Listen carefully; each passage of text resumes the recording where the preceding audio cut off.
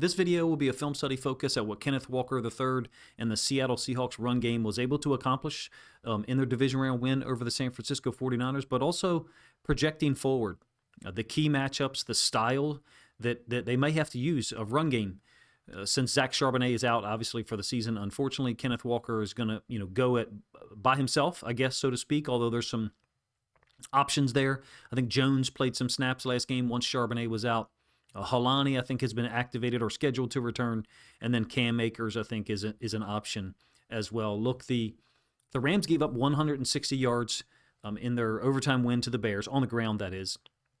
And Seattle's been surging lately on the ground. I mean, you're talking about they came into this one averaging 171 yards rushing per game, and then they exceeded that with 175. You're talking about two matchups against the 49ers recently where they've been 175 and 180 on the ground. The last time they faced this Los Angeles Rams defense, they put up 171. Let's take a look at what Clint Kubiak relied upon, and then with some projection/speculation on my part about what he might go to in the NFC title game. All right, we'll get the film started here. Of course, Seattle's run game didn't really take root until the really mid to late second quarter. This is an important drive. It's the fourth possession, and this one actually does not include Kenneth Walker III. A, he's not getting the football. B, he's not even on the field. This is Jones. Charbonnet has already been injured. This is 17-6. We're talking about mid-late second quarter. San Francisco has already clawed to within 17-6. Look, their offense, they had run 20 plays to this point in the second quarter. 2 10-play drives, while Seattle went 3 and out. So this is a big play and a big possession on the fourth drive, like I said. So it's 12 personnel, 2 tight ends on the field, and actually might be 3. My apologies for that up to the top side. Shaheed is down here. He's the X-receiver into the boundary, number 1. Jones is going to take a little counter step, and it's timed up perfectly with the right guard and then the tight end's movement. So the tight end is making it look like it's F counter. I'll kind of diagram that screen, that scheme here in a moment. And then he's turning back. We're talking about 81. And then he'll turn back and get out in front for Shaheed. It's a one-high safety structure for San Francisco. And what they're doing is really they're giving this inside linebacker eye candy by the pulling action of the right guard. It's Bradford. So we're talking about the right guard pulling to kick, and then the tight end stepping in this direction as if he would lead for F counter. That's all synced up or timed up with the counter step by Jones. And what it does is it holds Eric Kendricks, the veteran. He's going to step in this direction, and you'll see he'll be spot shadowed in blue, just like Bradford is. And so all they're doing is make it to where, A, they don't have to block him, and there's just like bulls on parade here for real. There's so many guys out in front for Shaheed. They miss Mustafa. Possible that Charles Cross, the backside left tackle, would maybe have an opportunity to have Mustafa in his vision, but you can see he's already passed him up. And if it weren't for Mustafa, I think you got a tremendous opportunity for Shaheed to score here. That's the tight end, 81, who went in that like one-step motion. I expect to see a reverse like this this week, to be honest with you. You can see Cross is still trying to find work, and he's unable to do so. So Shaheed's going to kind of weave in. Cross is like looking back. Just go play football in front of you, dude. I know he's trying to do the best he can do in this situation. You'd like to have him continue working forward. Maybe pick up one of these guys. Give Shaheed the opportunity to cut this thing back all the way across the field. I expect to see either a reverse to Shaheed this week against the Rams, maybe early, or even a fake reverse with some other complementary play, maybe a screen or a shot down the field built off of it. Still on that same fourth possession, like I said, into the second quarter. And this is going to be a windback run. Really, it's split zone. This is after a 3rd and 10 conversion. Quick pass from Darnold to Jake Bobo. I'd like to cover Darnold's pass game, but at this point, we're a little bit late in the week. There's been a lot going on. Obviously, spent a lot of time on the Lions offensive coordinator, or the Lions naming an offensive coordinator, Drew Petzing. So this is either a designed windback or it gives Walker the option. So initially he's going to flow in this direction to his right.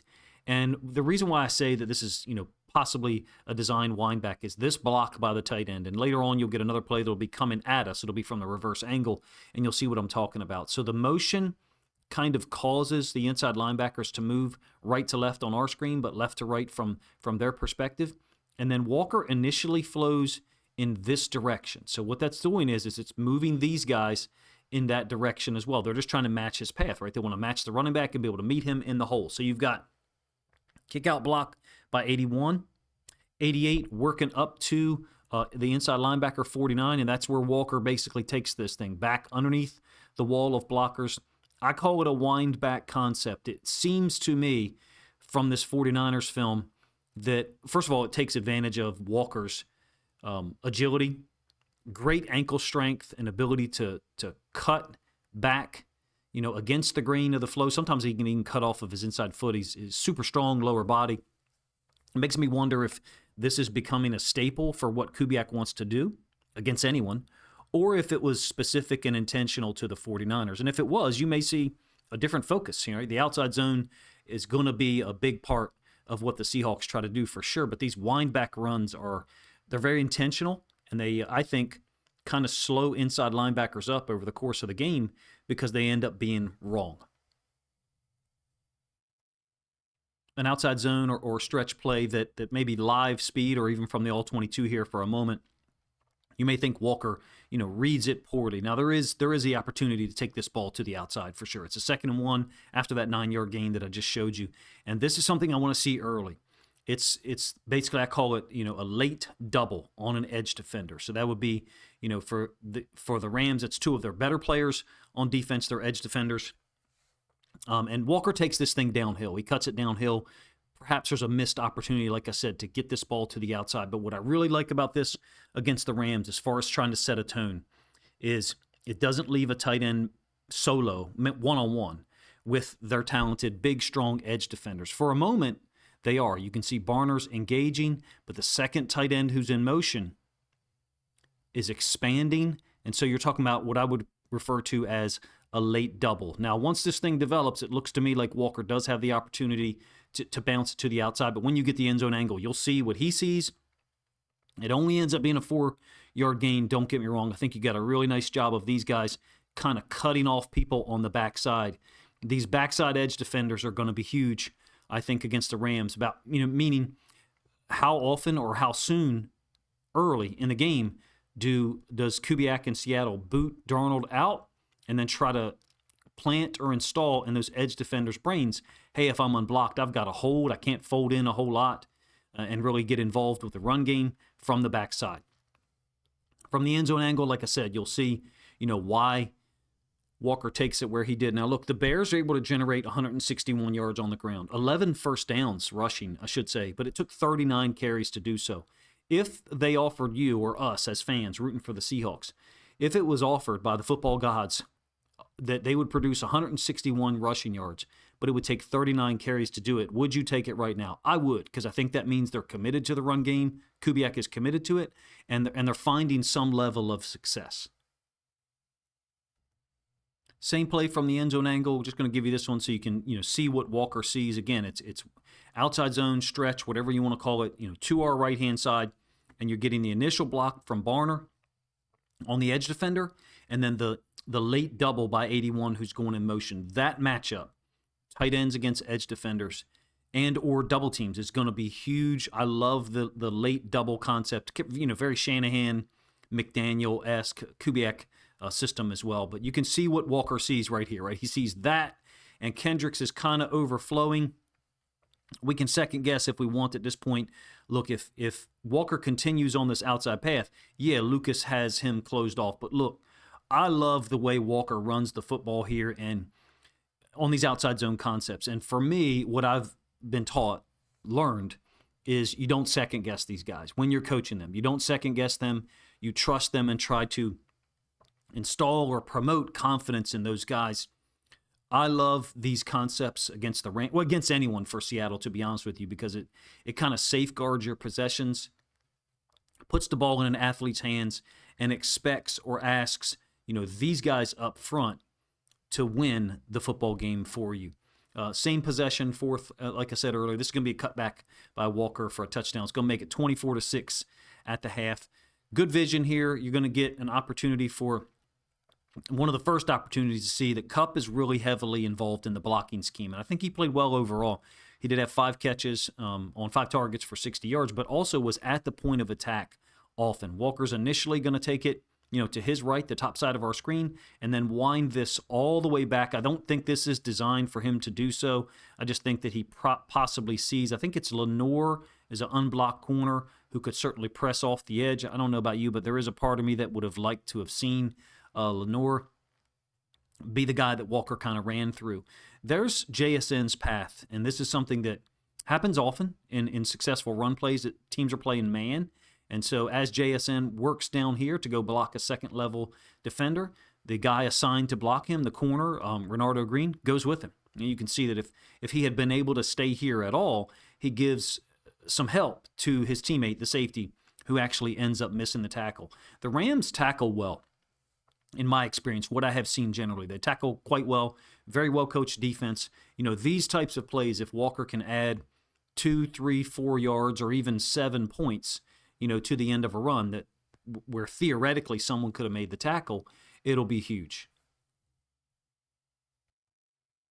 All right, so we're going to move into the third quarter here now. We've obviously flipped the field a little bit, and this is after the defense got a stop. I think it's the Leonard Williams sack.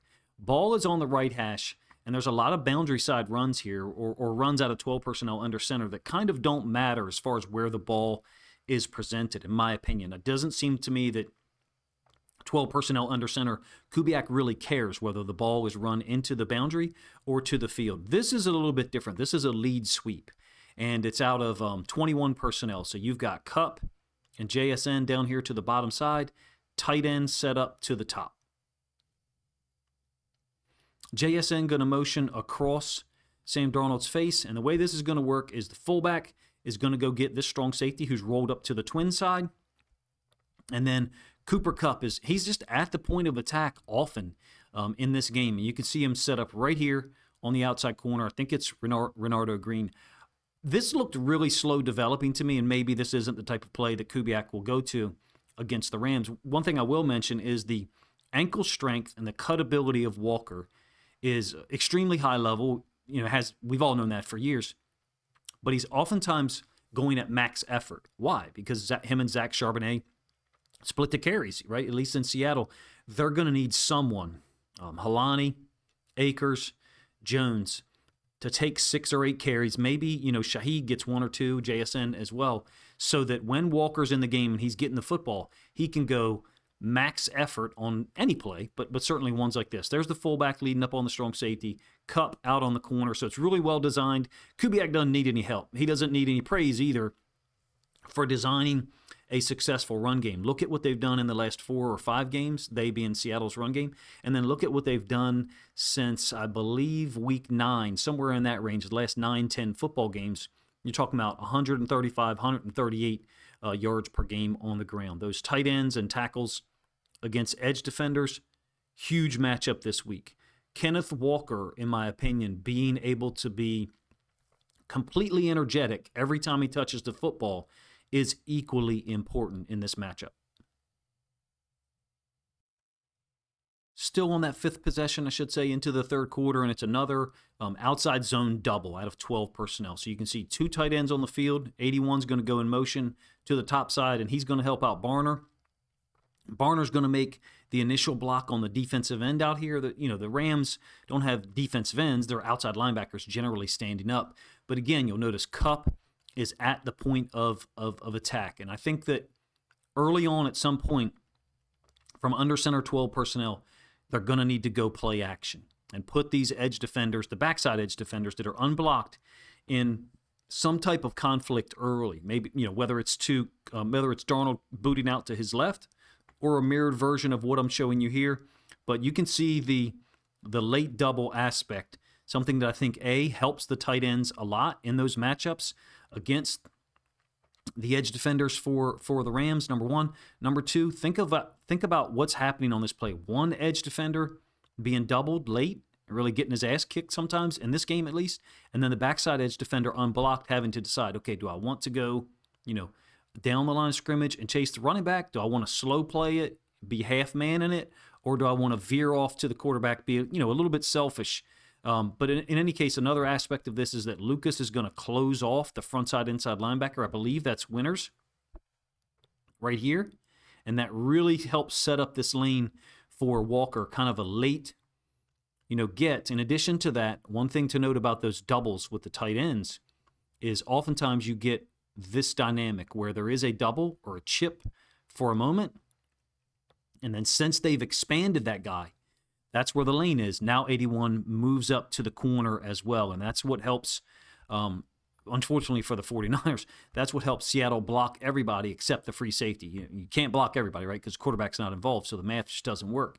Never works out for the defense when the free safety is the first guy that makes contact. I love this play because of the patience that Walker kind of shows here. It's the same concept, same play from the end zone angle, I should say. You're going to get tight end on the left in motion, and so you've got run-pass conflict, but also that horizontal stretch that I've talked about before where Walker can either, hit this thing downhill, perhaps he can bounce it, and then sometimes, he kind of bends it back downhill. There's not always three choices on every single zone run play, but in any case, really nice job, I think, here by the backside guys, scooping or cutting off the defensive tackle and the defensive end, Gray Zabel. And I think Gray Zabel and Sundell do a great job working together across here, getting to the backside DN, Zabel working up, and then the center Sundell working to the backside inside linebacker Kendricks. They really did a nice job, even though it didn't necessarily matter because Walker takes this thing over the top. There's Kupp pinning down the strong safety one more time. And in addition, the front side, inside linebacker, these guys are, they're really put in a bind. And so 53, again, the pass that Walker could take, right? Any of those, or perhaps this one downhill, which we've seen earlier on. Winters goes underneath, and you can see how Lucas is able to pin him down in a similar fashion to Kupp did from an outside-in angle. Walker takes off. Thought that one was going to the house, and then we ended up being an 8-yard gain. Outside zone stretch, whether the Rams stop it, cold, or they give up some yards occasionally, or Seattle controls the line of scrimmage and gets stuff done like this, is a huge factor here in this game. Something that could force the Rams into a little bit, maybe a little bit more blitzes or rolling safeties down than they really want to from a foundational aspect. I think we've skipped forward 2 possessions here. I believe we're on to the 7th possession, but still into the third quarter. And this is a 3rd and 5. Kupp is involved in so much in this game. Like I said, he had 5 catches for 60 yards, but from a blocking standpoint in the run game, you've seen so far just in the plays that I've shown how effective he was, how helpful he was towards some of these runs, gaining 6, 8, 9 yards as opposed to 3 or 4.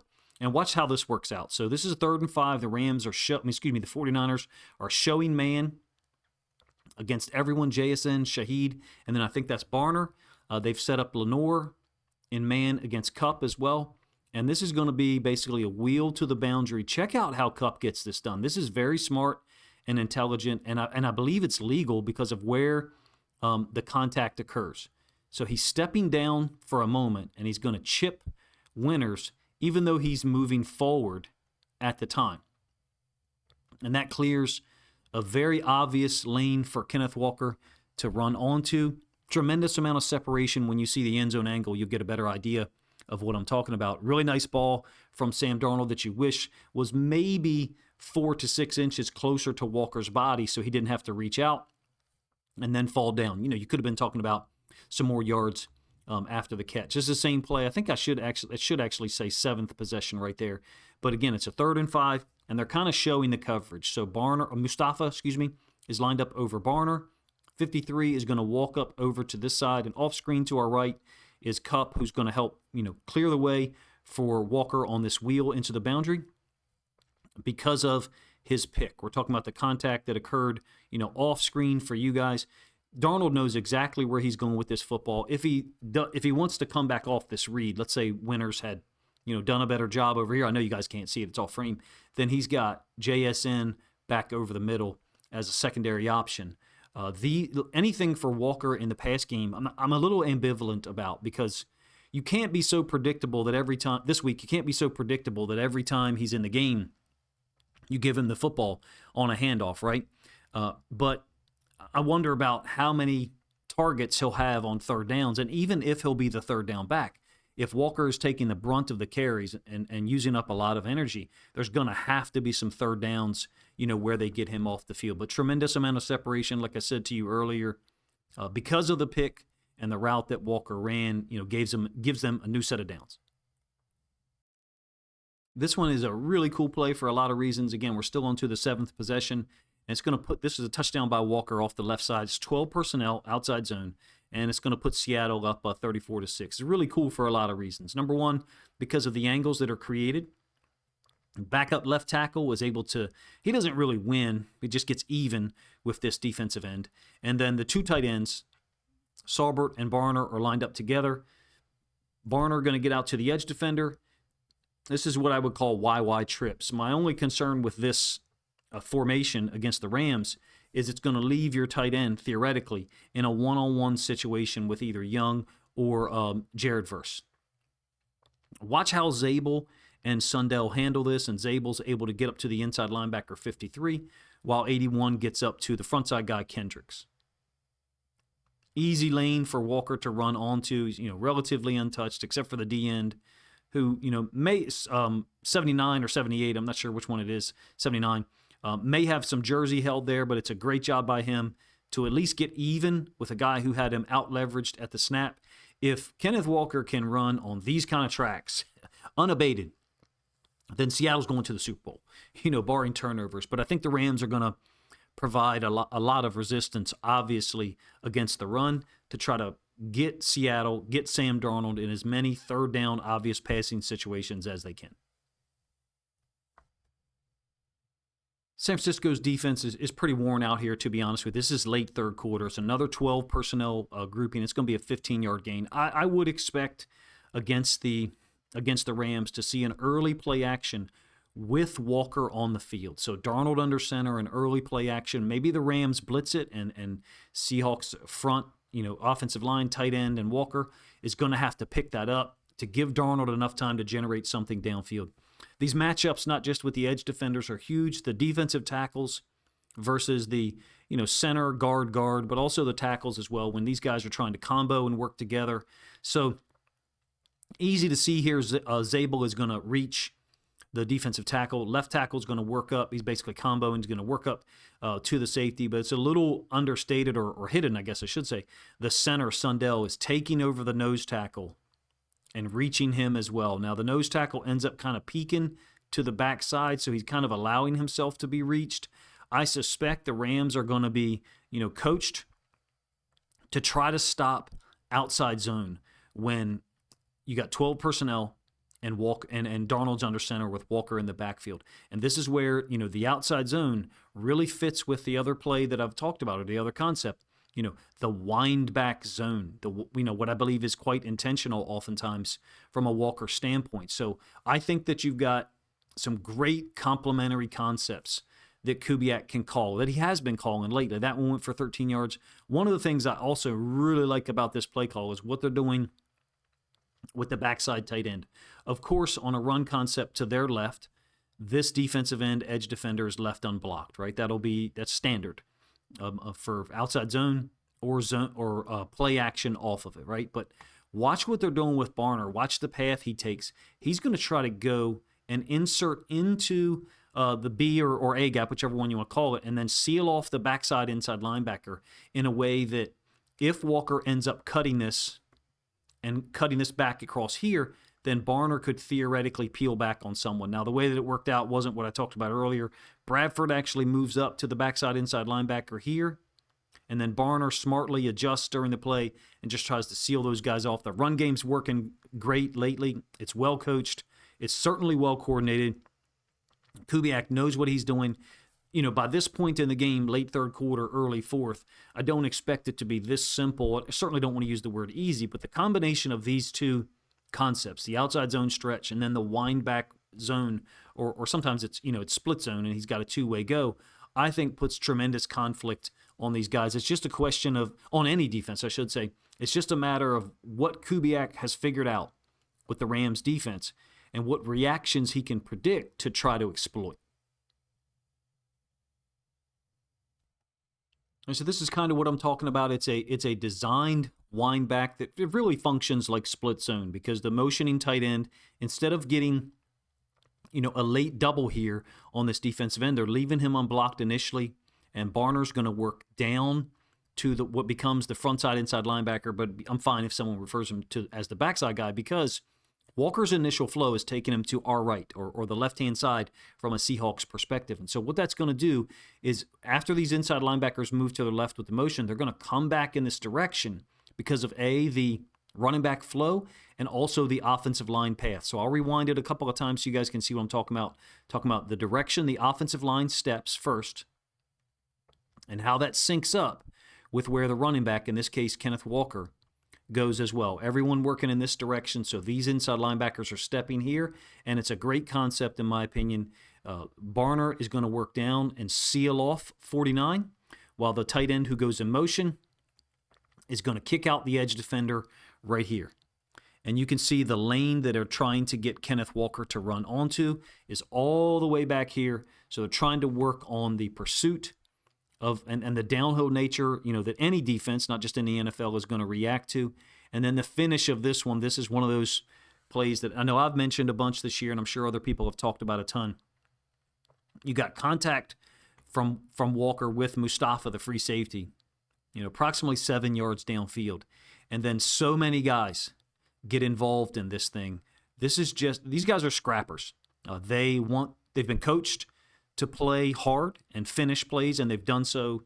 I think I pointed it out, maybe against the 49ers in week 1, maybe it was week 2. This type of thing, some people may not think it matters. It certainly does if you ask me, because they're trying to set the tone and let the 49ers, Rams, or anyone know that, we're going to be able to get downhill push on you in the run game and to finish plays like that one.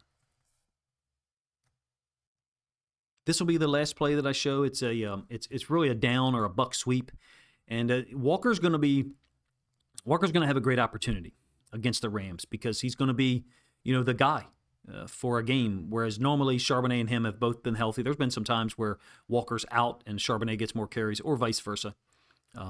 I think the Rams are possibly in a situation where they could overreact or overcommit to Walker being in the backfield because they know that the options behind him to get the football are not nearly as talented. So Kubiak's job is to be, less predictable with Walker, with anyone on the field for that matter, but be less predictable. I like this play. I think it's somewhat unpredictable or anomalous, if you will. There's a lot going on here on the screen, so it's a buck sweep path for Walker. It's really kind of down sweep blocking. So what I mean by that is the center's going to pull and wrap, and he'll actually make contact with the strong safety. A down block or a pin block by the tight end on the defensive end who's kind of condensed. He's down in like a really tight 5. So that's what gives this a buck sweep flavor, if you ask me. And then Sundell is going to work all the way up to the safety. I don't think the edge defender 49 plays this very well at all. I'm talking about Wallow right here. Rewind it a little bit so you guys can see what I'm pointing out. I usually try to keep things positive to one side or the other, and I don't like to be critical, but he certainly doesn't react there like a guy who you'd like to come up and set the edge and punch the pulling lineman in the mouth. He kind of reacts like an inside linebacker, who's moved out there to the edge because of injury concerns. But it's a great play from a Kenneth Walker standpoint. I would look for some type of, bubble by 2 and an expansion by 1 to go lead block. So basically you'd be talking about like an RPO where Darnold could keep it and then fire the football, to the field in the other direction. I like this play. I call it, down sweep, buck sweep, however you want to refer to it as. It's a really cool concept. Takes advantage of Walker's athletic ability, his agility. You can build in complementary plays off of it. The Rams played a better quality of defense earlier in the season. I feel like they've given up more yards and more points here recently. Of course, including the game where Seattle was able to come back and win in overtime. There's a ton to talk about here. I would like to include film of the Bears run game against the Rams this past week and Seattle's ability to run the football in that regular season matchup. I think I'm going to have to do that in another video because increasingly all of my productions end up being 30 minutes in length. So I don't, some people enjoy that and some people do not seem to. In the last 4 games, Seattle's, they had 171 yards rushing against the Rams. That would be huge. Anything at or near that number is 1 or even 2 steps towards winning. But since that time, 163 against the Panthers, 180 against the 49ers in the regular season, then another 175 this past week. That kind of gives me some inclination to believe that they could get this done again, meaning running for 165, 170 against the Rams. The only difference is, both running backs won't be here off the jump. Walker's got a huge opportunity for him, the team, the organization, but all the questions about whether Walker should be, retained or what have you, he's got his chance right now to go out and be the guy for a game that gets this team in the Super Bowl. I think they've got a great opportunity to do that. Do I believe that the run game is just as important as the turnover margin? No, it's not. With no turnovers in any game, Seattle was an extremely tough team to beat. On the other side of the ball, defensively, they've got some things to figure out against McVay and Stafford. I've got 3 other videos to try to produce this week, but I really would love to get out a McDonald defense versus McVay and Stafford type stuff. The games from last year, games from this year. This will be the 3rd one, of course. And then even 2023, when the Rams came to Baltimore, our great defense that season, and really put it on us, we were lucky, fortunate to get out of there with a 37-31 win. Ironically, it was a punt return for a touchdown that we won it on. So I've got at least 2 more film study previews I'd like to get out. Run game, Bears and Seahawks versus the Rams in previous matchups. I'm really behind in that defensive prep video, so that could actually be something that comes out like Saturday morning. The Bears at 161 rushing yards last week, that would be a huge part of the formula. How do they get there without Charbonnet, though? Do you see an outcome where Walker goes 25 carries for 160? That's tough for me to predict. They usually are splitting the carries, and so what that means is Walker and Charbonnet can both hit things like 100 miles an hour because they've had rest while the other guy's on the field. That may not happen as often this week, right? Cam Akers, Halani, those guys will get an opportunity to spell him. Kubiak's got to navigate that 3rd down running back situation, and the offensive line and tight ends have to handle their business against a talented front for the Rams. I think Walker will be expected to do a lot. Can he live up to the task here? Absolutely. He's tremendously talented, breaks tackles, usually able to run with maximum effort and force. And I just think there's no turnoff in that guy at all, meaning anytime he's on the football field, he's going to give you everything he's got. I would expect or look for some overreaction by the Rams early to Walker's presence on the field and play-action boots or maybe even just a play-action drop back to let Darnold get the ball out quickly. Kubiak maybe use Kenneth Walker's gravity against them. This is my first run game preview for the Seahawks-Rams matchup in the NFC Championship game. The season goes by fast, and here we are, an opportunity for your team to make it into the Super Bowl. First of all, I'm just glad to be able to try to produce this content for you guys. I was able to squeeze about an hour and a half to put this together and then produce it. So if you enjoyed it, please let me know in the comments section, number 1. Number 2, if you think other Seahawks fans would like to hear my thoughts on this game as a pseudo preview, even though I'm using film from last week's game against the 49ers, if you think other Seahawks fans would enjoy that, then please consider grabbing a link to this video, sharing it out on social media to help this content get more reach.